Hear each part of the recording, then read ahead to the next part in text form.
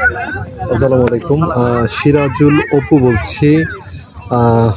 ঠিক পদ্মার পাড় থেকে যত দূর দেখা যাচ্ছে একবারে ধুধু মরুভূমি, বালি আর বালি, বালির চর। পুরো জায়গাটা যত দূর যাচ্ছে শুধু বালি চর। হ্যাঁ,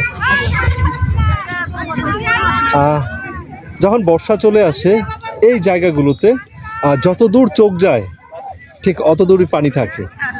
এখনো পুরোপুরি বর্ষা আসেনি, এই জন্য পুরোটাই বালি, ধুধু মরুভূমির মতো, প্রচন্ড গরম তাপ।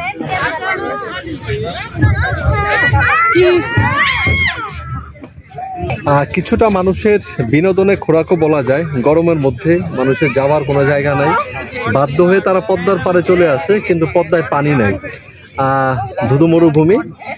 ঠিক হয়তো আগামী 1 মাস পরে আমি যেখানে দাঁড়িয়ে আছি এখান থেকে হয়তো 100 ফুট উপরে পানি থাকবে। যতদূর চোখ যাচ্ছে পুরো জায়গাটাই পানি থাকবে, যতদূর চোখ যাচ্ছে। দুইটার ফ্লেভার ঠিক দুই রকম। বর্ষার কালে ফ্লেভার একরকম, বর্ষা ছাড়া ফ্লেভার আরেক রকম। বর্ষাতে সবাইকে আমন্ত্রণ জানাই, ঠিক রাজশাহীর পদ্মার পাড়ে, অবশ্যই ভালো লাগবে। সিরাজুল অপু বলছি।